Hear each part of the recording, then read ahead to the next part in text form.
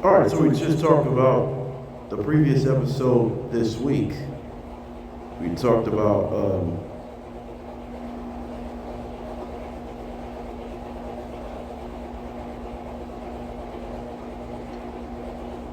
recapping from last week's conference championship game. We talked about the hiring of Mike McCarthy, and we also talked about 6 years ago of losing of Kobe Bryant and Gianna Bryant. And then we talked about Joe Brady becoming the Bills head coach, Todd Monken, the Browns head coach as well, Shadir Sanders, Pro Bowl replacement. We also talked about Cowboys losing 3 defensive coaches. And the list goes on and on. So let's see what's coming up on this show.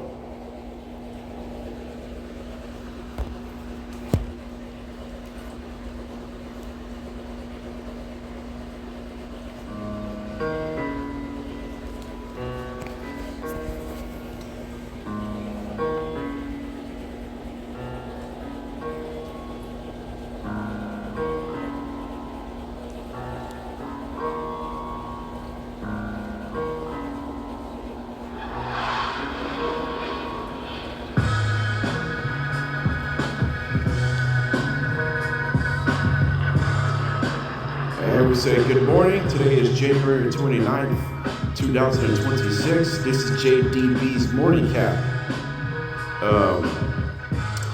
It's a good day here. If you're in the East Coast, you're 9 minutes past noon. If you're in the West Coast, you're 9 minutes past 9. If you're Central, you're 9 minutes past 11.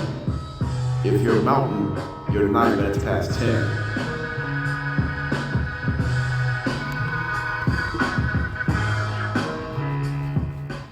So we're going to discuss all these stuff here today on this talk show. So we're gonna step on in right now. All right, so let's start with the NBA. First one on here. So here's the news that transpires that Giannis Antetokounmpo is free to leave Milwaukee ahead of the deadline, or possibly this coming off season. So they're gonna find a way how much the Bucks are, according to Shams Charania, NBA insider on ESPN. The Bucks are listening to Giannis Antetokounmpo to trade offers for potential landing spots. All right, so I'm gonna ask this question. What team they should potentially land for Giannis? Will it be the Knicks, Heat, Warriors, or the Clippers? Honestly, I'm gonna say the New York Knicks. So how they can do it? How they can get this deal done? They can trade draft picks. So here's how this is gonna work. Should they get rid of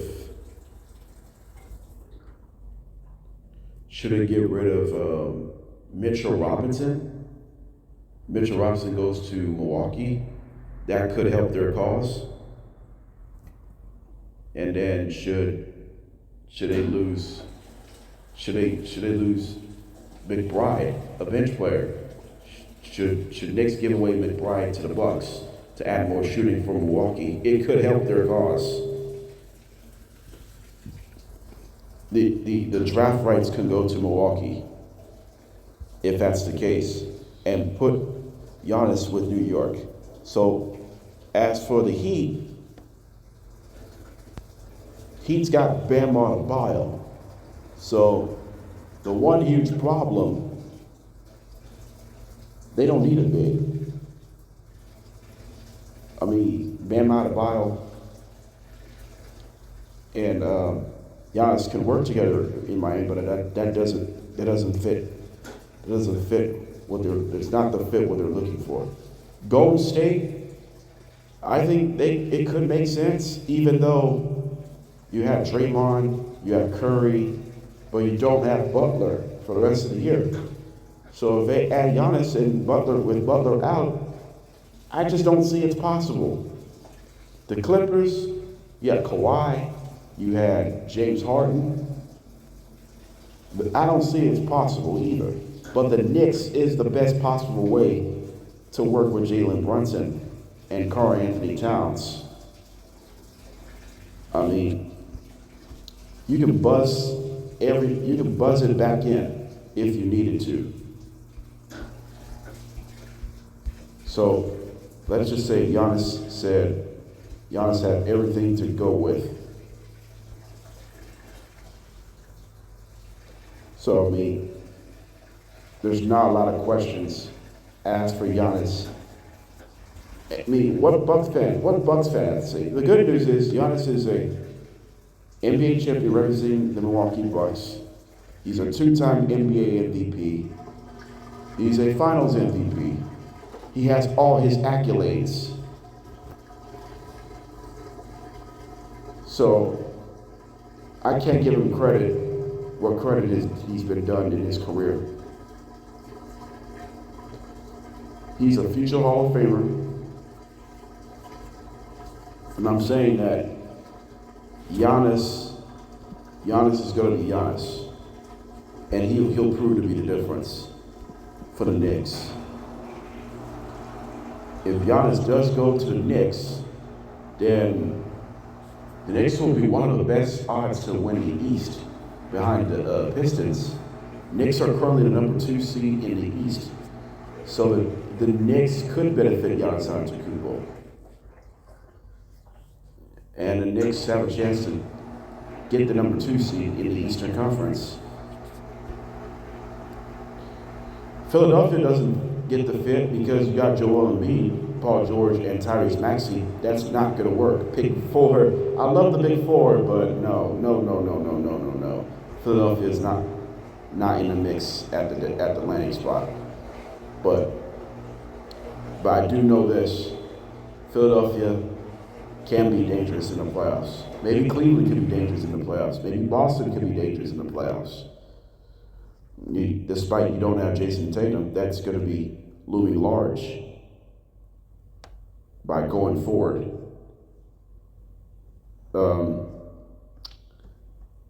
Let's just say if the Bucks are indeed moving on from Giannis Antetokounmpo, I think it's time to move on from Doc Rivers as head coach. If he does move on, then it's not a surprise. Then he'll leave Milwaukee in his own hands. They haven't necessarily made its mind yet. It's a different mindset. It is 100% different mindset for the Bucks. So who's left out if Giannis leaves? Kevin Porter, he's still injured. Kyle Kuzma, Miles Turner, Cole Anthony,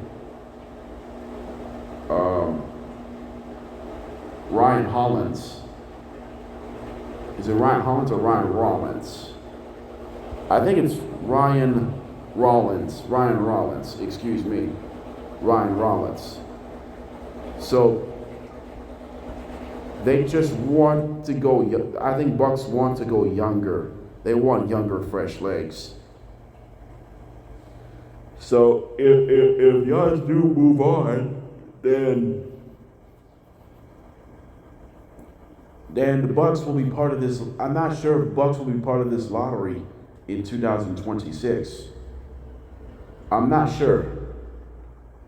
I'm not sure if the Bucks will have their lottery picks. Maybe not. Maybe not. I'm not sure if the Bucks are in a draft lottery conversation in 2026. It is really tough. It's really tough. It's tough to see. It's tough to see this way because it felt like there's teams have gone around. Let's say the Bucks will if Giannis is still leaving Milwaukee, then Bucks might be better without Giannis if that's the case. So this is about it.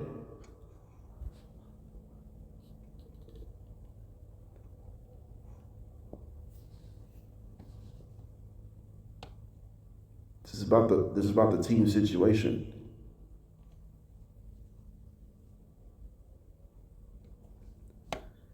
But you might not celebrate every day. But that's the best thing you can always describe is to play everything you're asking for it. But I do like the fact that these guys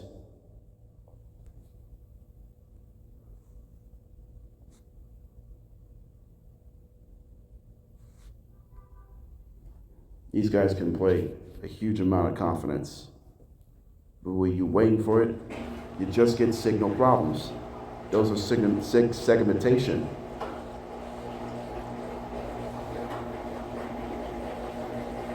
Well, they're on the verge of doing everything you're supposed to ask.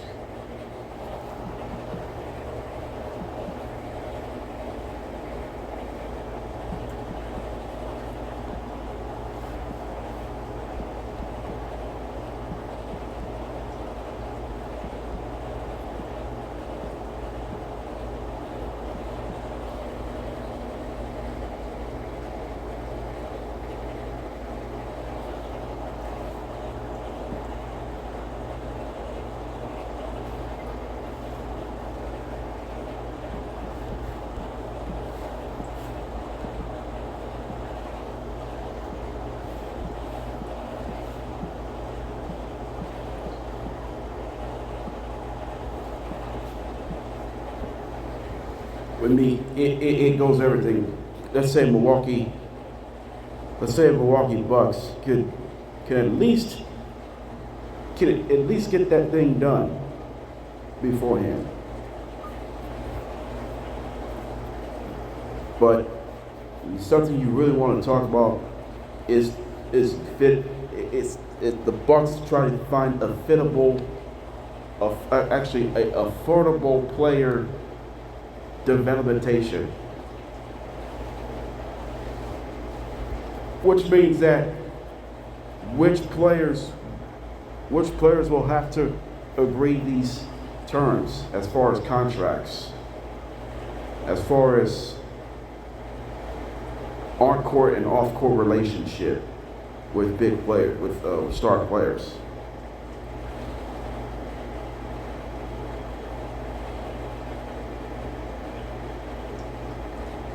This is extremely difficult for the Bucks fans by going forward. I expect to be that.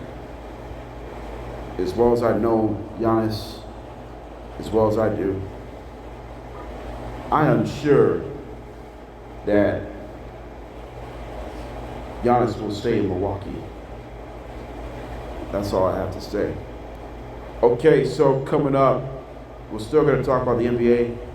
LeBron James facing his former team. Did the Lakers get it done on the road?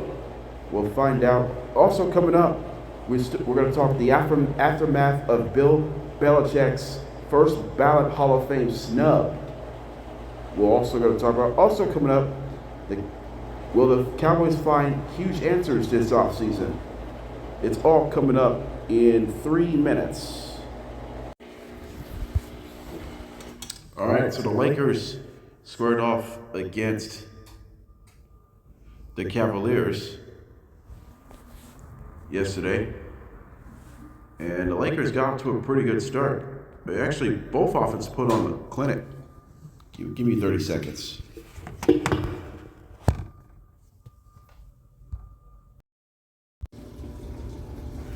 As I was saying, Lakers squared off against the Cavs last night. Both offenses got off to a good start, especially the Lakers. But the Cavaliers' defense turned it around and dominates the Lakers in the second half.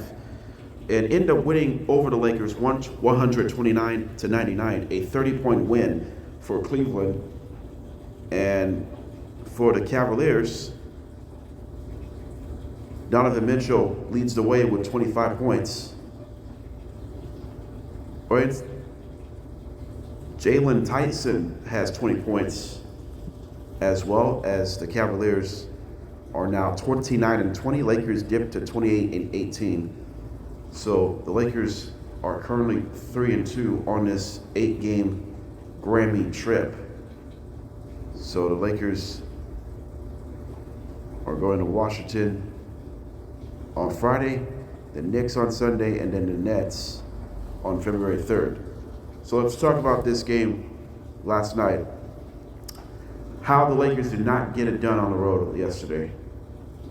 Well, the Lakers defense struggled in the second half. The offense seemed to be disappeared in the second half. What's more troublesome, the offense or the defense in the second half yesterday? Defense struggled in the second half last night. They only scored 44 points in the second half after they scored 55 in the first half, just 44 since that time. So at halftime,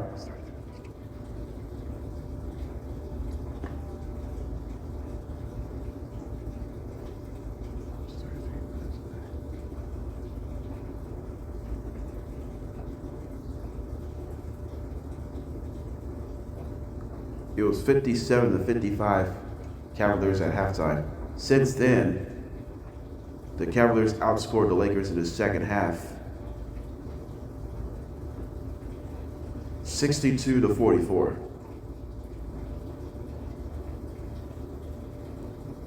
Lakers got outscored by the Cavs by 18 points. The Lakers defense struggled to defend the three ball.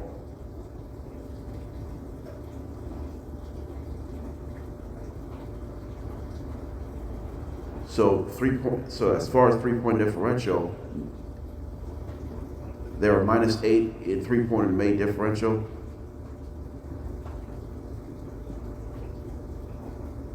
They're -12 in three-point efficiency for the Lakers. Lakers shot 28% from downtown. Cavs shot 39% from downtown.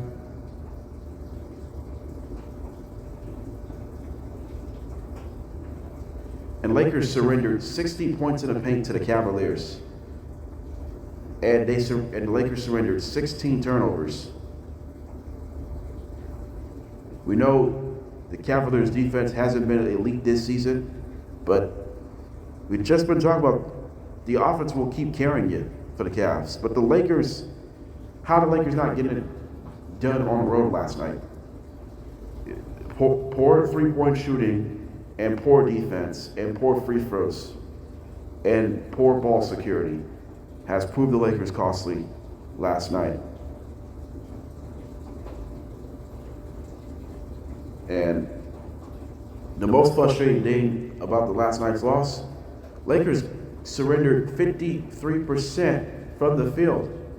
The Cavs shot 53% from the field yesterday. That's not good for the Lakers defense. The Lakers defense has been abysmal all year long. The Lakers, I'm tired of saying the Lakers need to make moves at the deadline. The Lakers do need to make a move at the deadline.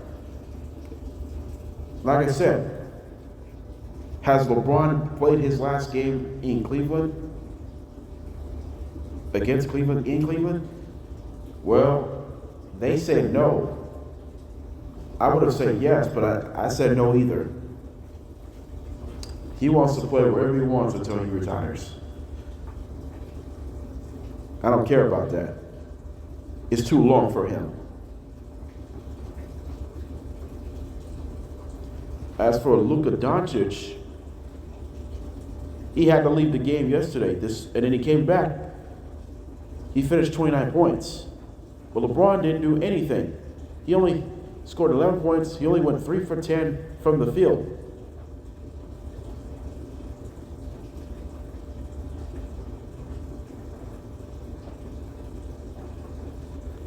The Lakers have shown no effort on the defensive end in the second half. And the Lakers have provided no spark in the second half. So they've done nothing. Bronny James dunk in the fourth quarter when it's a blowout, it was a cool moment. Bronny James, the son of LeBron James Sr. Bronny, they call Bronny, but his full name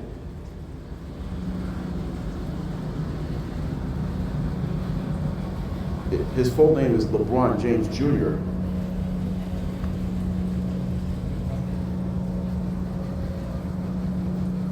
So, and LeBron has the other son, Bryce James. He plays basketball too. As for the Cleveland Cavaliers,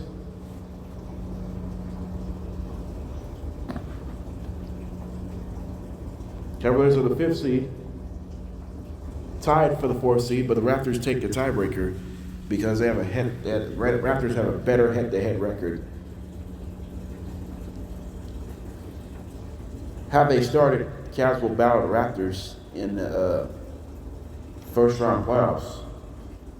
However, Cavs and Raptors do have playoff history. Cavs played the Raptors in 2015-16 Eastern Conference Finals. They beat the Raptors in 6 games. Cavs had a home court advantage that season. And then for 2017, and then 2017-2018 Eastern Conference semifinals, Cavaliers, Raptors. Raptors had the home court advantage. Cavaliers swept the Raptors in 4 games. LeBron James, including a game winner in Game 3 against them. So the Raptors will get a home court advantage. Ironically, 3 of the 4 teams in the East will have their home court advantage in at least 3 rounds. Raptors, Knicks, and Celtics.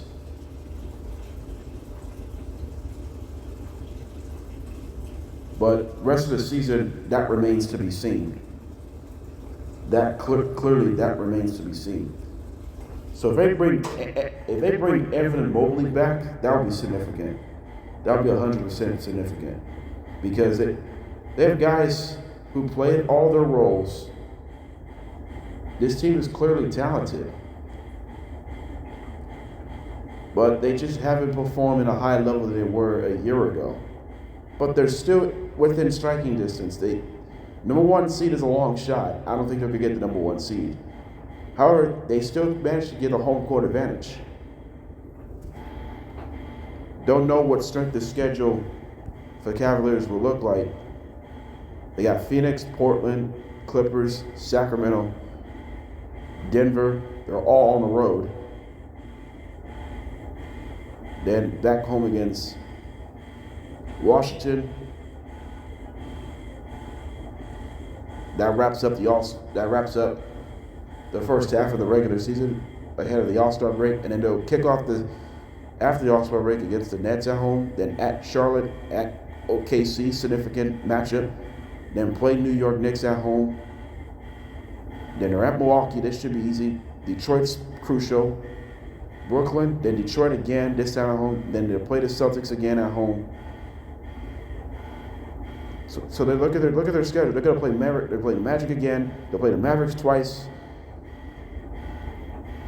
over the next 3 days.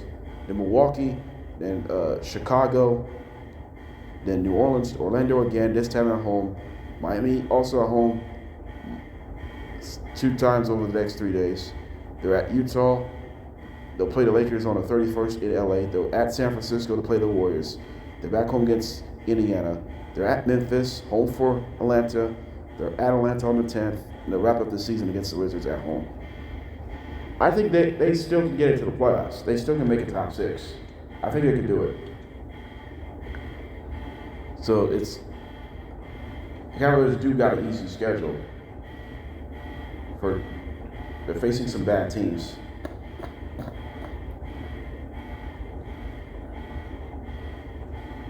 So let's see how this plays out in this one.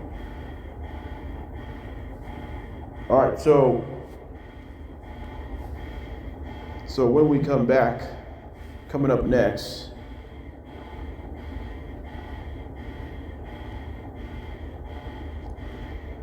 we'll talk about the Dallas Cowboys trying to find answers this offseason. And then we'll also talk about Spurs got off to a slow start. They used a huge second half surge in Houston.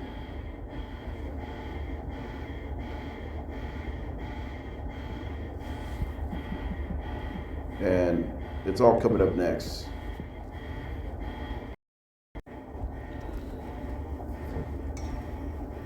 All right, so the Cowboys trying to search for answers this offseason, as the Cowboys finishing the season 7-9-1. So let's see how much they can do this throughout the 2026 offseason. So I got to ask this question once again: Will the Dallas Cowboys figure things out this offseason? I think they can. They can figure this out of their own. They should. Although it's not going to be easy. Those are the situations you're going to make. Let's just say you could do certain things. Were they looking for the younger, fresh offensive line, or they're looking for an interior pass rush, or they're looking for some type of spark? What would they need? They need more. They need to add some defensive coaches after they lost 3 of them early this week. But it is a difference right now. The Cowboys just have unable to search for answers in each of their last couple of off seasons, and they both led to missing the playoffs. So what pieces they need going into the offseason? They need to rely on heavy on defense so they can get better on this side of the ball. And then they need to add some offensive line, or likely add some guys at offensive line in the draft, or they need a skill player position at the draft that it could help Dak Prescott's accuracy and completion numbers too. So somebody has to make a huge impact this offseason if it's going to help it cause. But downfield success rate for Dak Prescott last year was amongst the second best in the NFL.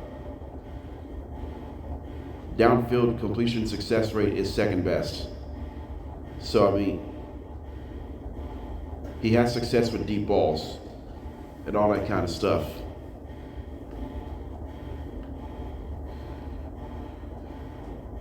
And so,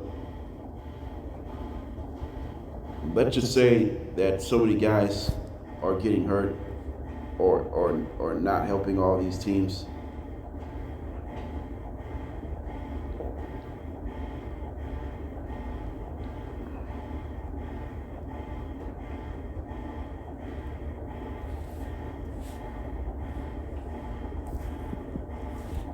And so you don't have that. You just don't have that stuff right now that you worth it's worth a dime.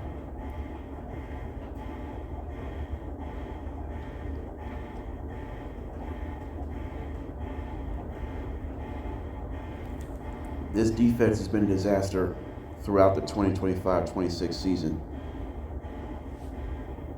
But is there a turnaround on defense? Is there a defensive turnaround in Dallas? Yes. I am sure that Dallas defense expects to turn it around. But if that's the case right now, it's a problem it is 100% problem. Your defense is giving way too many big plays time and time again. And that seemed to be the huge difference. But let's just say this. The Dallas Cowboys they have to find a way to search for answers. They need to search for answers if they want to win this football game. That's going to be the key by going forward. Can the Cowboys play good branded defense? If they don't do that, it's still going to be a problem. But if you go the Cowboys defense has given way too many explosive plays. We've just been talking over and over again.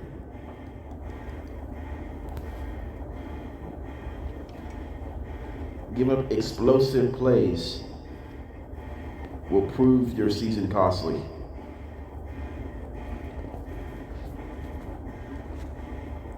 So what players do we need to recognize? There's a lot of players who could be a free agency, but I'm not going to name all of them. I'm not going to name any of these guys yet. So I'm not ready for that. But I could be. The only way I could be ready is what were their biggest needs. So George Pickens is a free agent. If they can bring him back, that's a cool moment for them. But the defense is the biggest priority. They need additions from free agency or a trade.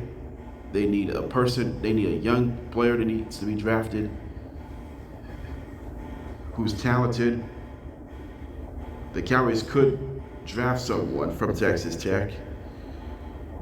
It's closer to home, but this is a golden opportunity for the Cowboys.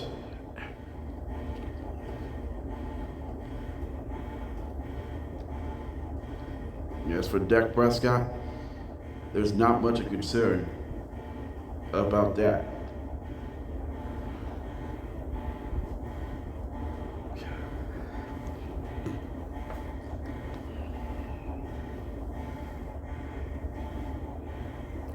So if they can make themselves into the mix for the championship,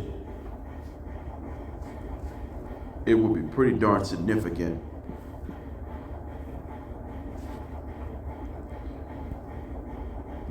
This is all you really want to ask. Can your defense step up?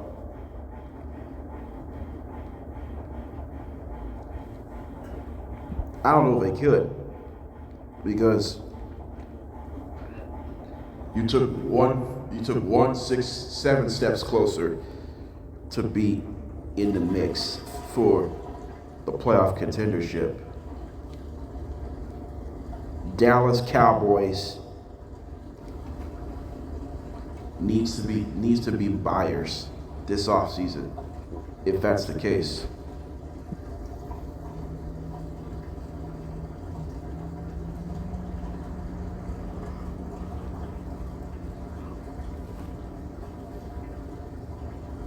And they need some difference makers.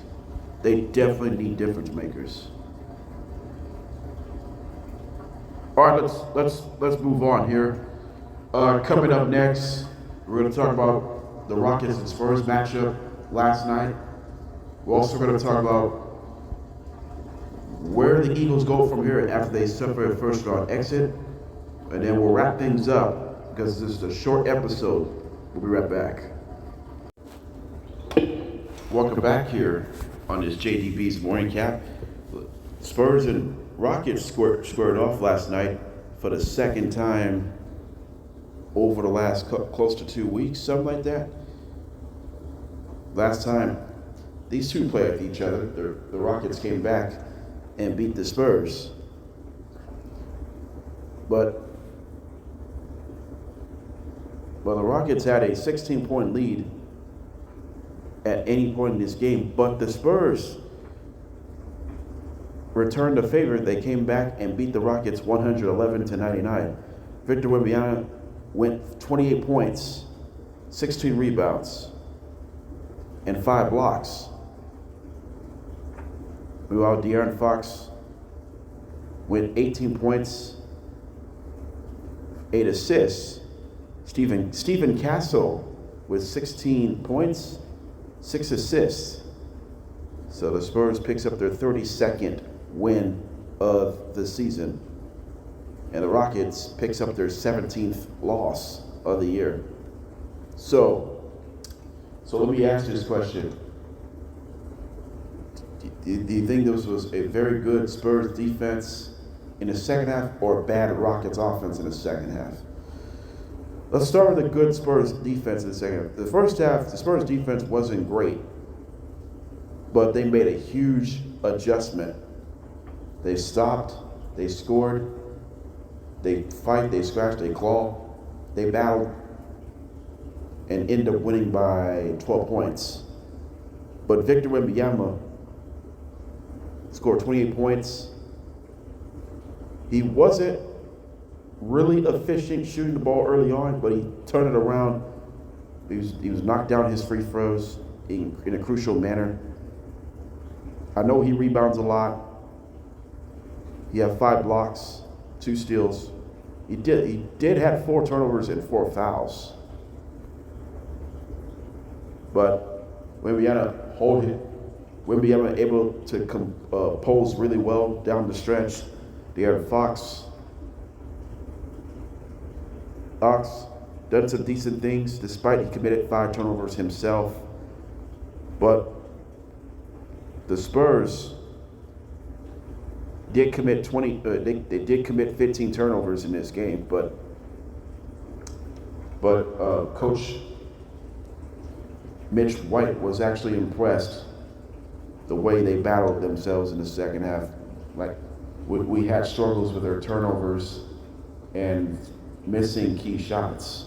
But in the second half, we made shots, we took better care of basketball, and we get big stops on defense. That's how good the Spurs team is. Last year, they're right there, didn't make the playoffs or play in. This year, they're on target, and there's a chance they can get in the playoffs.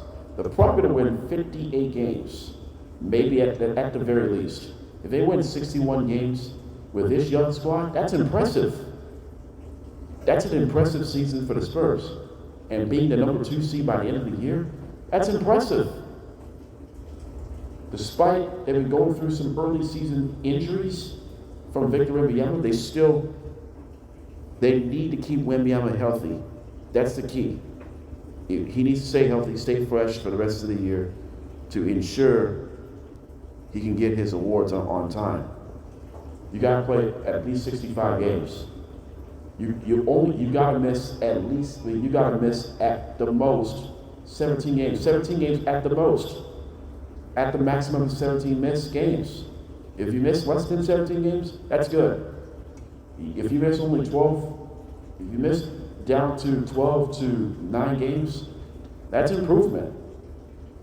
You can miss more than 17 games. If you miss more than 17 games, you won't qualify for the awards.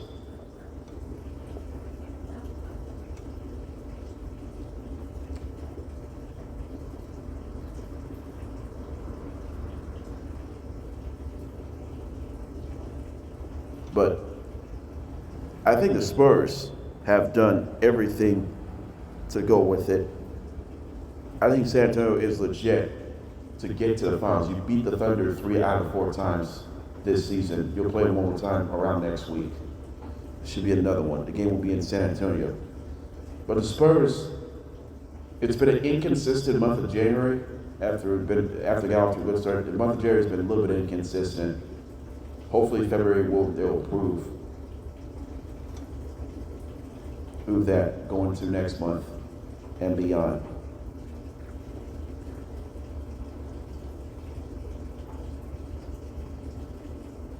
All right, so it should be a cool moment for this one. As for the Houston Rockets, it's been a bad offense in the second half. They did finish 39% from the field, 35% from long distance, 72% from the charity stripe. Just bad night shooting. Offense was great in the first half. They started off 7-7 to start the game. It was great. And then since then, the offense showed up. Offense did not show up at all. They had some turnovers. Rockets did have 12 steals on defense yesterday. So that was good. Both defenses actually been pretty good. But Rockets did give up 54% from the field to the Spurs. And largely it has to do with the second half surge. But the Rockets offense has really struggled in the second half. 3-point shooting was lackluster. Some crucial turnovers. Kevin Durant not been much aggressive as he was in the first half. But Amen Thompson did have 25 points.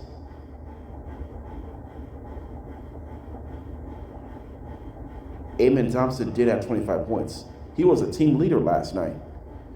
Kevin Durant had 24 on the other end. But Şengün had 18.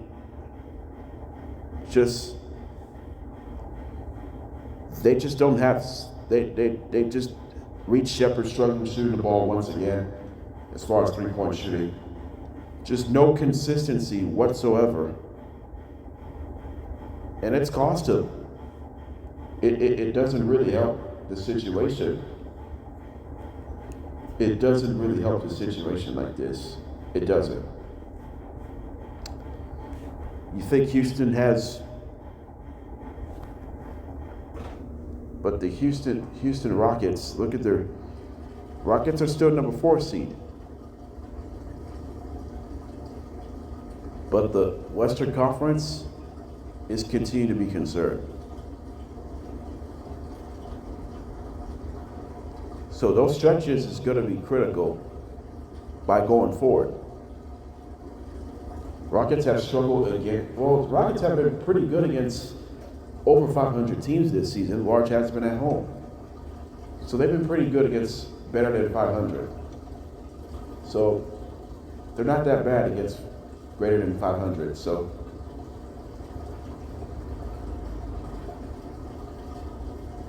we'll see how this pans out for the rest of the year as it develops.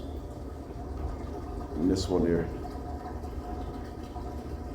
All right, so coming up, we're going to talk about Bill Belichick's Hall of Fame ballot snub, and then we'll talk about the Eagles searching for offseason. Searching answer this offseason. It's coming up in about 3 minutes. All right, welcome back here. We're going to talk Bill Belichick for 20 minutes, if that's okay. So we'll try to get this a little longer here. So we're actually going to talk about Bill Belichick, and we'll get my reaction. So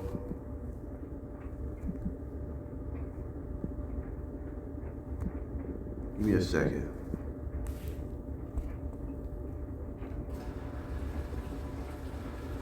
We'll talk Bill Belichick, what they said about that last night. So we'll get the full reaction, and we're gonna take a huge listen. So it's gonna take a while to get that going. So Bill Belichick, first of all, you should be a Hall of Fame. Let's go. First ballot Hall of Famer. Jesse, we begin with you. Fill us in on this. Well, this is a situation where essentially Bill Belichick is not gaining entry as a first-time Pro Football Hall of Famer. And there are very few people who appreciate history in the National Football League more than Bill Belichick. For him to be shut out of this honor obviously has to be highly disappointing and, frankly, as everybody looks at it, quite embarrassing. How voters could get to a conclusion where a man who essentially has won 8 Super Bowls, 6 as a head coach of the Patriots, who was in charge of the winningest dynasty that we've seen in football in the free agent age, doesn't make it in his first year of eligibility is utterly ridiculous. It is completely unacceptable and inexcusable. And I think that there are a lot of voters out there that love to use this job for a platform. They get access, they get interviews, they get prestige. Well, again, if you're going to get the benefits, let's hear the names of the people who didn't vote for him and have it be explained why they did. Obviously, people have referred to Spygate and Deflategate, but it is hard to imagine that there wasn't a part of this, if there were as many votes to keep Bill Belichick out, that was personal. Somehow people allowed personal feelings to enter into this because Bill was not always warm and fuzzy with the media, and that's not how the vote is supposed to be conducted. The question is, does the person belong in the Pro Football Hall of Fame? Yes, he does. Does he belong in the first ballot? Unquestionably. He was kept out because apparently, according to Seth Wickersham and Don Van Natta, there were people who felt that Bill Belichick should pay a penalty, pay his penance, and not be granted admission in his first year of eligibility. It makes everybody look bad. It's a poor look. The other thing about it that I think people having... All right, let me stop this. Let me stop this video for a second. Let me stop this for a second. How Bill Belichick is not awarding a first ballot Hall of Fame. Let's just say this. Bill Belichick doesn't deserve to be awarded to be a first ballot Hall of Fame. Adam's right. It is embarrassing. It is 100% embarrassing. Many committees said we don't trust Bill Belichick to be a first ballot Hall of Fame. Trust is lacking for Bill right now. I tell you what, I want Bill Belichick to file a lawsuit against someone else. If you file a lawsuit against someone else, then you got your money.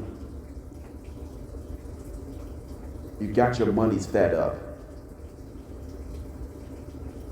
All you gotta do is clear your name and just become a first ballot Hall of Fame. Plain and simple. It's really sad. It's sad for the Patriots fans. It's sad for the entire NFL. Just give Bill Belichick an opportunity to be a first ballot Hall of Fame. They got to appeal this. They got to appeal for Bill Belichick to become a first ballot in the Hall of Fame. Let's finish this video. Let's go. Talked about is it backs up the process 1 year. So we all know that Bill Belichick is going to get into the Pro Football Hall of Fame. That'll be next year. So that's one less spot next year for somebody who has to wait another year. There are enough worthy people waiting. It's ridiculous to make them wait even longer. Yeah, Adam, that's extremely well said. And again, you see it there, Phil, to get to 40 votes in a 50-person committee. Patrick Mahomes, I agree. He says, insane. Don't even understand how this could be possible. So how exactly is this possible? Well, Sal Paolantonio joining us now. And Sal, you are a Hall of Fame voter. You've made it very clear you voted for Bill Belichick. Take us inside the process for voting in this category for coaches, contributors, and seniors specifically. Well, Laura, the bylaws of the Hall of Fame prevent me from really going into the nitty-gritty details of the meeting or what people said. And I won't do that. I will let other people speak for themselves. But when you look at it, it was a two-tier voting process. And you can see there up on your screen, the first tier was the seniors, the contributor, and the coach. So you had 5 candidates, and we were asked to vote for 3 finalists. And you have to get 40 votes for induction.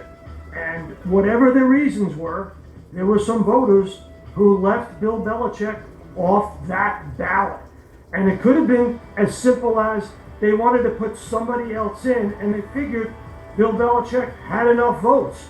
I didn't feel that way. I felt like, with all the things said about Bill Belichick's career, the number one thing was his accomplishments and his credentials outweighed everything else, and he should have been, as Adam said, a first ballot Hall of Famer. but apparently he was left off the ballot for some of the voters, and that's up to them. They have to make their decision. They have to defend it. It's perfectly fine. I don't want to go into the business of what other people voted, but the bottom line is he's off the ballot. I think they should make these votes public, but either way, only 4 head coaches in NFL history have won at least 300 games, and only 4 coaches have at least 6 championships, Super Bowl or pre-Super Bowl era. There are only 2 coaches that have hit both milestones. Papa Bear George Halas, who was a first ballot Hall of Famer, and Bill Belichick. There's just 2 on that list. When you look at this, Dan, you hear all of it. What's your reaction? Well, my question, I don't know if Sal Pal or Shefty are still here to answer it, but there's a new voting process, at least to my knowledge this year. Can't the Hall of Fame take a step back after realizing the voting process flaw and just be like, let's rectify this, let's Adam, fix this? what do you think? Can they revote? California, want a free iPhone 11?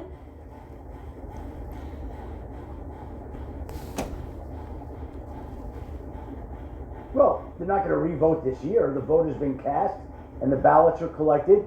And so Bill Belichick will never be a first-time That's a entrant miss. into the Pro Football Hall of Fame. Hurts. Yeah, I think that's a miss. I think that's a miss by the Hall of Fame because I know it's a new process. I would say It's this. a big miss. Hurts. I think that the votes absolutely should be made public. Yep. If you're not comfortable with your vote being public, then you should not have the right to vote. I think the second thing is you have to find a way to remove the bad blood of the feelings that are attached to it. I vote for some of these NFL awards. Is there a bias that takes place? I'd be lying to everybody in saying no, where I'm a human being. So I understand that there's a bias for some of these voters, but you have to have the capability to remove the bad blood from it. I think the third thing is you should require an explanation for how you vote. And if you can't justify why you voted that certain way, then you should once again not have a vote. I think the last thing is this: it's not the committee's job to dole out the penalty. Bill Belichick already received penalties from both those situations. He had picks taken away, he had fines levied on him. So the penance was already paid. It's not your job to then serve what you think would be the proper penalty to somebody. That's not what the committee's role is. And football is for everybody. You're not the authority of football. That's what I would say to them. If Bill Belichick is not a first ballot Hall of Famer, then there's not a single person in the history of everything that is anything. It's as simple as that. It's really a travesty because of the reverence and respect that you know that Bill Belichick has for the game of football, what he's meant to the game of football, and how much high regard he puts that in. Like, he loves the Pro Football Hall of Fame, right? I believe in the sanctity of football. I've literally dedicated my entire life to it, which is your results should speak for themselves. And clear bias, vendettas, or gatekeeping should never interfere with what is right. And this is absolutely wrong because, to your point, there is no rationale. There is no explanation for why he's not there. There was an opportunity to set a new standard for what a first ballot Hall of Famer should be. Instead, they've diminished the value, they've made it a spectacle, and they've interfered in a way that it shouldn't be interfered with, especially with somebody like Bill Belichick. Don't forget this. If you're going to justify it because of Spygate and Deflategate, Tom Brady was on that team, Gronk was on that team, Randy Moss was on that team, Julian Edelman was on that team, Matthew Slater's on that team, Ty Law's on that team, Vinatieri's on that team, Vince Wilfork's on those teams. Yeah, Adam. When's the line get drawn? Yeah, right. No, it's a good point. Adam, when it comes to like making the votes public and some of the things, like, will we ever actually see that happen here? Because the other thing I would say is you're seeing a lot of voters that did come out and say they voted for Bill Belichick as a first ballot Hall of Famer who are mad about what this looks like for the entire committee.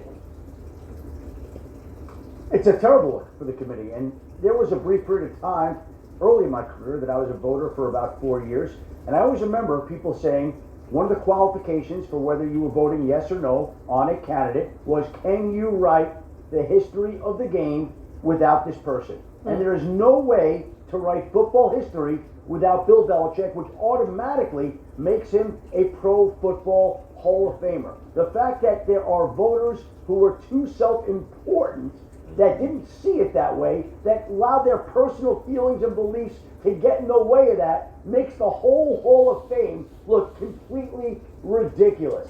Adam Vinatieri is probably going to get into the Pro Football Hall of Fame this year. In what universe, with no disrespect to Adam Vinatieri, does Adam Vinatieri belong in the Pro Football Hall of Fame before Bill Belichick?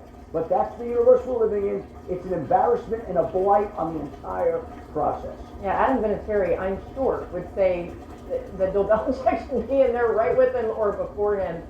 Just shocking. And by the way, only John Shula has more wins, 347 as a head coach, than Belichick, 333. You can find so many more numbers and statistics to back this up, but I think what Adam said is most important. You can't write the history of this sport without Bill Belichick. Well, missing a first ballot Hall of Fame of Bill Belichick. This one's gonna hurt. This one really hurts. Not being a first ballot Hall of Fame is going to hurt because he has been fined $500 and $1,000 for Spygate, but no penalty on the Deflategate. So he suffered different violations. But right now, the committee is not going to operate Bill Belichick. There is no revote. They're not going to re-operate this. Next year, they are operating for a sec. Is there another opportunity that Bill Belichick will deserve? Will Bill Belichick give it another chance to become a Hall of Fame? Yes. It won't happen this year. It will happen next year and many, many years to come until the Hall of Fame contract is expired, eligibility contract. So it's really bad. It's really bad. We're gonna stick around with that. We'll keep this show running. But I'm saying that there's so many guys like Patrick Mahomes, Tom Brady, Ty Law. And react. It's really descending. Let's see what's going on. What happened on Good Morning America yesterday on ABC News.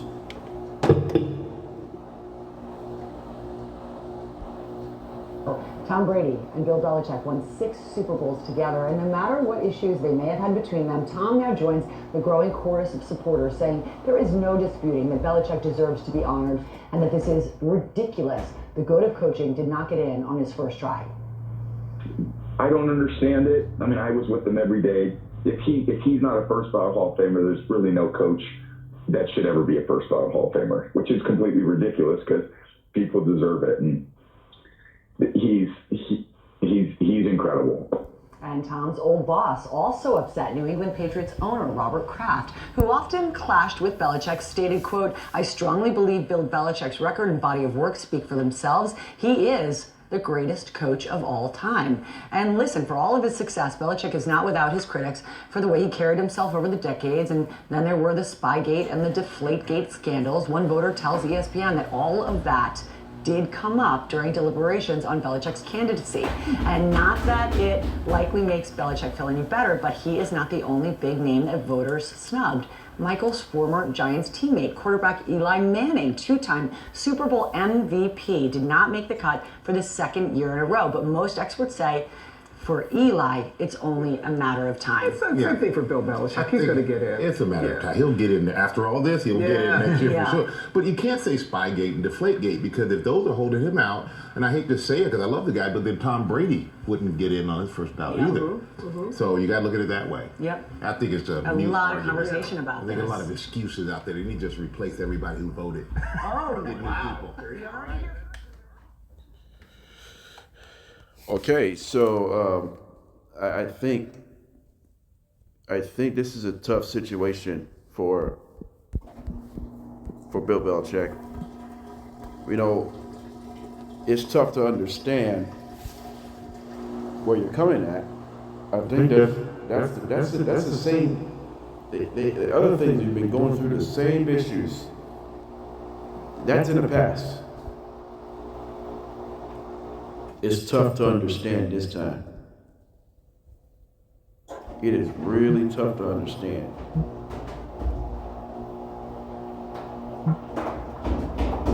really bad. It's really bad for the NFL community. It's really bad. I mean, you've got to have like at least 40 votes to get into the first ballot Hall of Fame. You must get at least 40 votes. Let's see what other reactions would look like from yesterday, yesterday or a few days earlier. The Hall of Fame, if there is a way for coaches to get in it, there's no world where Bill Belichick is not a first ballot Hall of Famer. And I want to go to something that you said earlier, Katie. You mentioned that a lot of people regard him as one of, if not the best head coach of all time in the history of the National Football League. Yet I've never heard somebody say anybody other than the name of Bill Belichick when that conversation is being had. He is hands down the best orchestrator of an organization, of a team. We've seen it with the 8 Super Bowl wins, 6 as a head coach. The impact that he had on that New York Giants defense. I mean, all of the success that Tom Brady had, I know the two of those are connected, but we can say that Tom Brady had just as much success because of Bill Belichick as vice versa. So I was just as shocked. Sigh of relief. I think the Hall of Fame is passing batons to someone else. This is a bad look for the NFL. 100% bad look. Bill Belichick undeserves to become a first ballot Hall of Fame. That is some BS. Absolutely BS. I know they made a huge mistake. Patriots fans has got to be disjointed. This has got to be the darkest days in NFL history. Bill Belichick not in the first ballot Hall of Fame has got to be the darkest moments of their lives.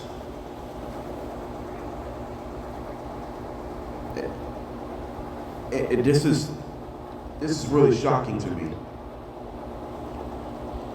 When I was watching Bill Belichick, Tom Brady, they won 6 Super Bowls. He is the greatest coach in the history of the NFL, in the history of the pro football sports. But damn, you're gonna take that thing away? Don't take him away from him. Don't do that. That is not how the NFL works. Roger Goodell hopefully will speak to the media about Bill Belichick's unable to make the first ballot Hall of Fame. Get this over with. Get this thing done. You gotta get it done. That's an issue right now. You do not want anyone to step things up and say, "Oh, come on now, I can live everything else you wanted to say." That's gonna cost you. That's gonna cost you right there. All right, so coming up, we're gonna talk about the Eagles. They're still searching for answers this offseason, and then we'll wrap things up and what's coming up in our next episode. We'll step away in about 3 minutes. Welcome back. Let's take a look what transpires in 2026. The Eagles came off a 14-3 2024-25 season, ended up winning a Super Bowl to knock off the possible three-peat champ of the Kansas City Chiefs. But the next year they went 11-6, also won back-to-back NFC East titles, but they suffered a first-round exit and losing Kevin Patolo as an offensive coordinator. So now the question is, what is next for the Eagles this offseason? Are they still searching for answers this offseason? Well, technically, the good news is the Eagles are interviewing Jim Bob Cooter as their possibly their next Eagles offensive coordinator, try to make sure to get this offense completely organized.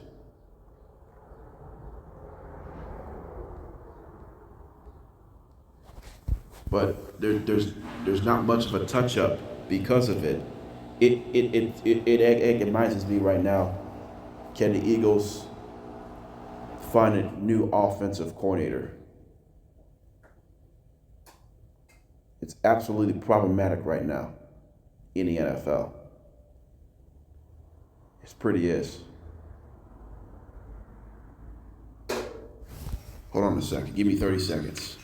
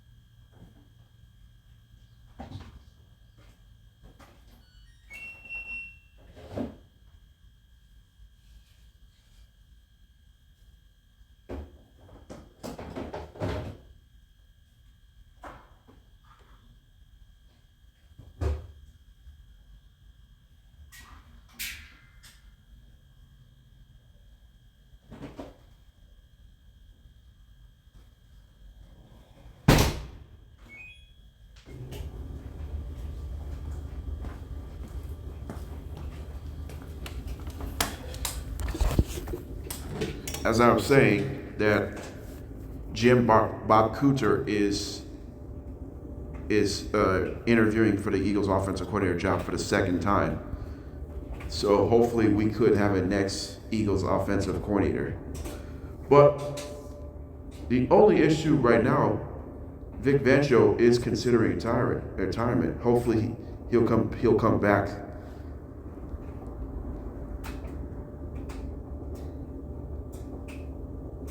Hey, if Vic Fangio does retire this offseason, that's a huge loss.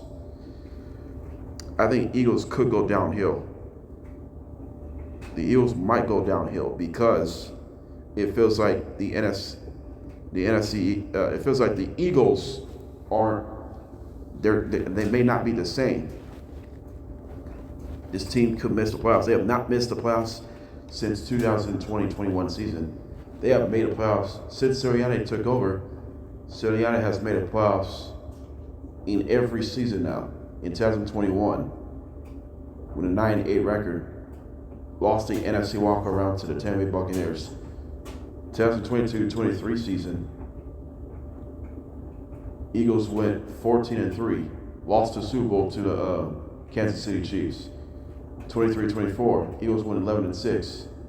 Lost the walk-around to the Buccaneers. 14-3, 2024-25 for the Eagles. Won the Super Bowl against the Chiefs. 2025-26, 11-6. Lost the NFC walk-around to the San Francisco 49ers. So, by the way,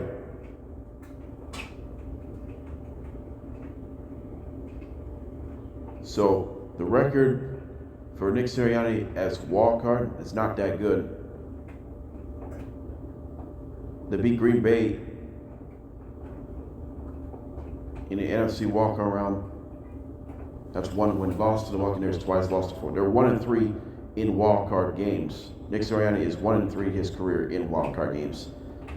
Rest of them, like divisional round and otherwise,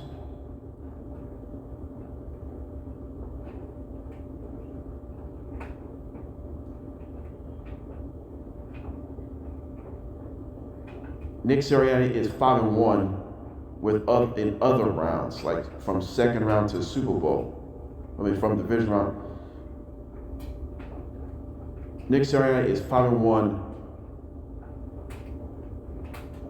He's 5-1. Nick Sirianni is 5-1 in a divisional round through. Actually, Nick Sirianni is 5-1 when he goes through from divisional round to the Super Bowl. 2-0 in the divisional round, 2-0 in the conference championship game, 1-1 in the Super Bowl. So he's 5-1 overall with with three different rounds, but 1-3 in the wild card round. That's not good.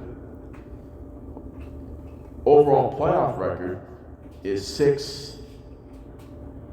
6-4, and he's coached 10 playoff games so far. That's minimum of 10 games. So if that's going to be the case, how the Eagles can get better next season, they need offensive line improvement. We need Jalen Hurts to be healthy, and we need Saquon Barkley to be healthy and get back to his running game resurgence. And the defense, expect to be pretty good next year. Even they could lose Vic Fangio as a defensive coordinator because of retirement consideration. So it's a really, but the Eagles are still fighting. They're still trying to find answers as far as the new offensive coordinator. All right, let's wrap it up. What's coming up tomorrow's episode on January 30th? We'll recap the Wolves and Thunder in Minnesota. Minnesota looking to win a huge game.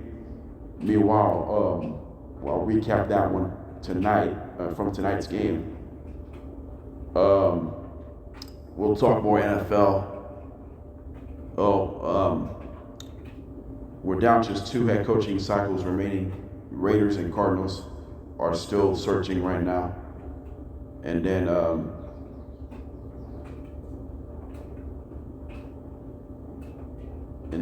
what's in store in this weekend? I'll preview Lakers, Knicks, and Thunder Nuggets for the teams who play Sunday on Sunday Night Basketball on NBC. I'll preview that game tomorrow, and I'll recap that on Monday. So it should be an exciting one. I believe that's going to be that, and I'll see what's going on throughout. We'll see what's going on throughout the day, and we'll see how that goes here. All right, that's it. That's enough. This is JDB's Morning Cap. Have a great day, and we'll see you tomorrow.